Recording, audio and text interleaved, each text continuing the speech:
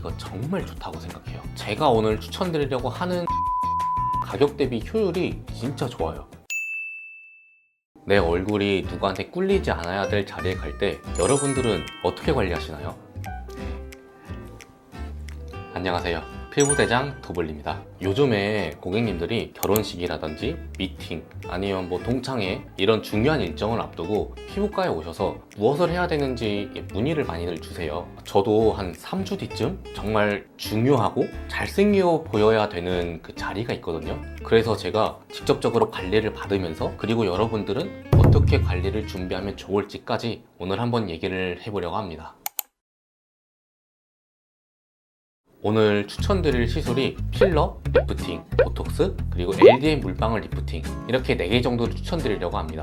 그 전에 이제 제가 3주 전, 한 달 전 이렇게 말씀을 드리는데 2주 전에 오시면은 피부과에서 할 수 있는 것들이 많이 없어요. 보톡스를 하기에도 멍이 들 수 있고 필러도 자리 잡는 데 2주 정도 시간이 걸리고 레이저 리프팅도 한 2주는 되어야 효과가 조금씩 나타나는 거기 때문에 2주 전에 왔을 때는 할 수 있는 게 이제 피부 관리 정도밖에 없거든요. 하지만 3주에서 한 달 정도 전에 오시면은 이제 많은 것들을 할 수 있어요. 그러니까 여러분들은 중요한 일정이 있으면은 2주 전에 오지 말고 한 3주에서 한 달 전에 피부과에 가셔서 나에게 맞는 시술을 하는 것을 추천드립니다. 첫 번째로 추천을 드릴 거는 피부 탄력이랑 피부 타이트닝 그리고 살짝의 리프팅을 잡는 리프팅 레이저를 추천을 드리려고 합니다. 레이저 리프팅은 피부 컨디션에 따라서 추천드리는 것들이 다 달라요. 살짝의 얼굴에 살이 있다 라고 하면은 초음파 리프팅, 예를 들어서 슈링크, 리프테라, 울세라 이런 게 좋고요. 얼굴에 살이 없어요. 그리고 피부가 탄력이 떨어지고 늘어진 피부,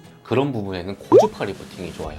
예를 들어서 올리지오라는 레이저 리프팅이라든지 아니면 써마지라는 레이저 리프팅. 근데 이제 얼굴에 살이 좀 있다, 살을 좀 빼야 된다, 그러면서 탄력까지 같이 잡고 싶다 라고 하면은 인모드 리프팅이 너무 좋고요. 즉각적으로 좀 눈에 보이는 가시적인 효과가 필요해요 라고 하면은 이제 티타늄 리프팅 계열이 좋아요. 제가 오늘 추천드리려고 하는 레이저 리프팅은 리프테라 2라는 레이저 리프팅이에요. 제가 직접 받아볼 거고요. 그리고 이게 제가 생각했을 때는 가격 대비 효율이 진짜 좋아요. 저희 원장님하고도 얘기를 나눠봤는데 울세라라고 이제 초음파 리프팅 중에서 제일 좋은 레이저 리프팅이 있잖아요. 근데 울세라 300샷을 받을 바에 리프테라 600샷을 받는 게 효과가 더 좋은 것 같다 라고 할 정도로 초음파 리프팅 중에서는 리프테라 2 정말 좋은 것 같아요. 대신 리프테라 2 같은 경우에는 그래도 조금은 강한 초음파 리프팅이다 보니까 볼에 살이 없는 분들은 추천을 잘 안 드리고 적당히 저처럼 볼에 살짝 살이 있거나 이런 분들에게는 아주 좋은 레이저 리프팅이 될 것 같습니다.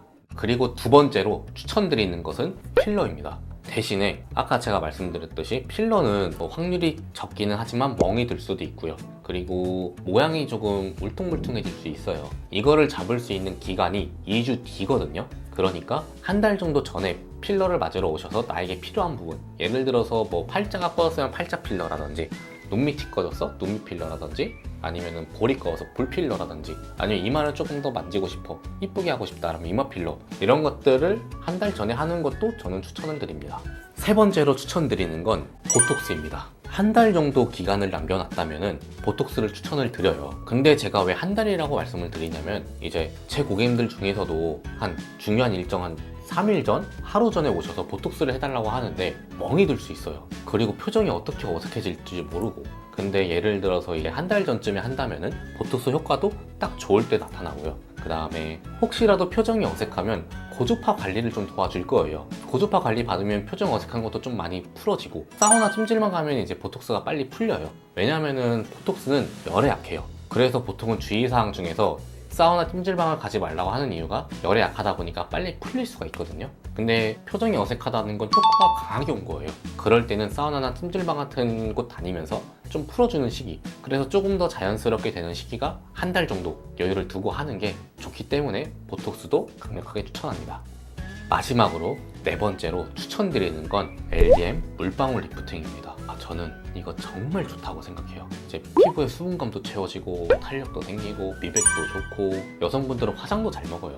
LDM 같은 경우에는 초음파가 진피층까지 침투를 해서 자극을 줘서 한다는데 자세한 부분은 여기 타고 오시면 될 것 같고요. 자세한 부분은 제가 직접 관리를 받으면서 관리사 선생님께 설명을 듣는 것으로 대체하겠습니다. 그때 또 시청해주세요. 이렇게 크게 4가지 정도로 추천을 드리는데요. 더 자세한 부분은 사람마다 생김새라든지 피부 컨디션이 다 달라요. 그러니까 믿을 만한 병원에 가셔서 원장님 진료라든지 아니면 실장님 상담을 통해서 나에게 맞는 시술을 하는 걸 추천드립니다. 그리고 제 영상을 주기적으로 시청을 해주시면 나에게 맞는 시술이 무엇인지 제가 충분히 도움을 드릴 거니까요.